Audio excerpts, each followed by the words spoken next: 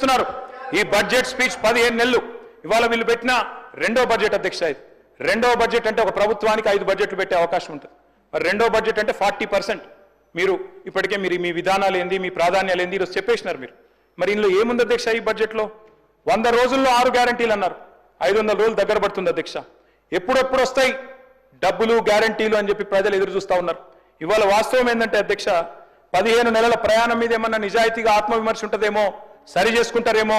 కొత్త పథకం ఒక్కటన పెడతారేమో అనుకున్నాం కానీ 6 గ్యారంటీలకు చూస్తుంటే మంగళం బాడినట్టే కనబడతా ఉన్నది అధ్యక్ష అధ్యక్ష రాహుల్ గాంధీ గారు స్వయంగా చెప్పారు అధ్యక్ష 6 గ్యారంటీలకు వెంటనే చట్టబద్ధత కల్పిస్తామంటూ రాహుల్ గాంధీ గారు సోనియా గాంధీ గారు స్వయంగా చెప్పిన మాట కానీ ఈ రోజు వరకు చట్టబద్ధత లేదు ఏది జరగలేదు అధ్యక్ష 15 మాసాల్లో అధ్యక్ష శ్వేతపత్రాలు దరఖాస్తులు తప్ప సాధించింది ఏమీ లేదు అధ్యక్ష ఇవాళ తెలంగాణలో పాపులర్ గా నడుస్తున్నది ఏంటంటే అధ్యక్ష డైలాగ్ ఇవ్వాలి ఎవరిని అడిగిన మంత్రులను తెలియదు గుర్తులేదు మర్చిపోయినాం 6 గ్యారంటీలు అమలు తెలియదు 420 హామీలు ఎప్పుడు తెలియదు డిక్లరేషన్లు మర్చిపోయినరు అభినవ గజనీలుగా మారిపోయిన పరిస్థితి అధ్యక్ష వీళ్ళ హామీలేమో తాటాకంత కానీ ఇచ్చింది మాత్రం ఈ తాకంత కూడా లేదు అధ్యక్ష ఎగవేతలు కోతలు ఎగనామాలు పంగనామాలు జాబితా చాలా పెద్దగా ఉంది అధ్యక్ష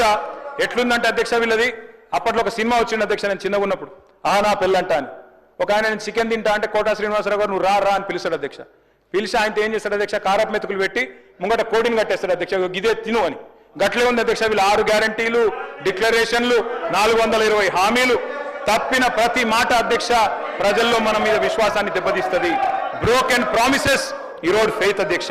sir when leadership fails the entire system suffers అధ్యక్ష ఎన్నికల ఏరు దాటినాక ఇవాళ హామీల బోట్ను తగలేస్తున్నారు మీరు విశ్వాసం కల్పించి విశ్వాసఘాతకం చేస్తున్నారు మేనిఫెస్టోలతోనే ఎన్నికల్లో గెలుస్తాం అధ్యక్ష మేనిఫెస్టో అంటే ఒక ప్రమాణ పత్రం అధ్యక్ష ప్రజలకు మనకు కానీ ఏం జరుగుతుంది అధ్యక్ష ఈరోజు రాష్ట్రంలో ఒక సింగిల్ డే లావాదేవీగా మారిపోయింది మేనిఫెస్టో అంటే ఎన్నికల్లో ఓట్లు వేయించుకోవడం తప్ప ఆ తర్వాత గద్దెనెక్కిన తర్వాత 5 ఏళ్లు మర్చిపోయే పరిస్థితి మేనిఫెస్టో అమలు చేయకపోతే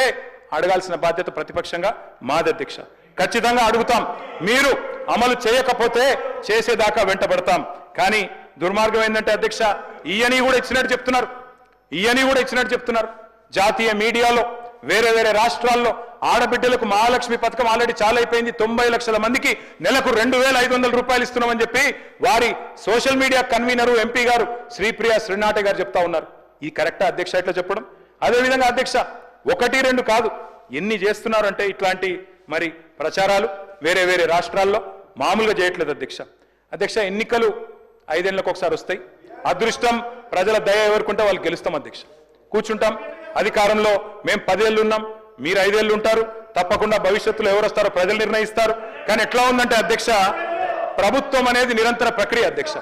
ఒకరు వస్తారు ఇంకొకరు పోతారు it's continuous institution continuous process ఒక రాజ్యాన్ని ఇంకో రాజ్యం దండెత్తి ఆక్రమించుకోవడం అన్నట్టు కాదు అధ్యక్ష ఓడిపోయిన రాజులను పట్టుకొచ్చి బందీఖాన్లో వేయడం చంపేయడం ఈ ఆనాడు మధ్యకాలంలో చేసేది అధ్యక్ష శాసనాలు జరిపేయడం రాజముద్రలు మార్చడం ఒకప్పుడు జరిగేది ఇవాళ ఇవన్నీ ఎందుకు చెప్తా ఉన్నా అంటే 15 నెలలుగా రాష్ట్రంలో ఒక విపరీత ధోరణి చూస్తా ఉన్నా అధ్యక్ష ఆనవాళ్ళు జరిపేస్తా కేసీఆర్ ఆనవాళ్ళు ఉండొద్దు ఈ శపథాలే ఇవాళ ఈ రాష్ట్రానికి శాపాలు అవుతా ఉన్నాయి నేను ముఖ్యమంత్రి గారికి కోరుతా ఉన్నా పాలకుడికి కావాల్సింది కక్ష కాదు మీరు చిన్న వయసులో ముఖ్యమంత్రి అయినారు సర్వ్ చేయండి మంచిగా సర్వ్ చేయండి ఇచ్చిన ప్రతి హామీ నిలబెట్టుకోండి తప్పకుండా మళ్ళీ ప్రజలు అనుగ్రహించిన ఆశ్చర్యం లేదు కానీ మీరు ఇదే రకంగా పోతే కేవలం కక్షతో పగతో ప్రతీకారంతో తుడిచేస్తా చెరిపేస్తా కూల్చేస్తా అంటే మాత్రం మీరే నష్టపోతారు మాకేమి కాదు అధ్యక్ష పేరు ప్రఖ్యాతులు పెంచుకోవాలంటే లాంగ్ లాస్టింగ్ లెగసీ ఉండాలి అంటే తప్పకుండా మంచి పనులు చేయాల్సిందే చేయండి మాకంటే ఎక్కువ చేయండి మేము కాదనట్లేదు కానీ రివెంజ్ పాలిటిక్స్ వల్ల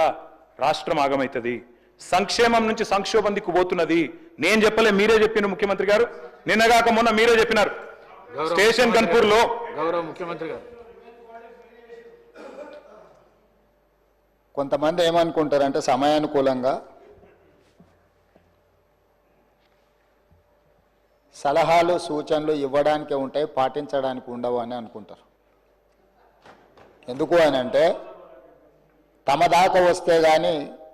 తమకు అర్థం కాదన్నట్టు నిజంగానే కక్ష సాధింపు చర్యలకు పాల్పడే ఆలోచననే ఈ రాష్ట్ర ప్రభుత్వానికి ఉండి ఉంటే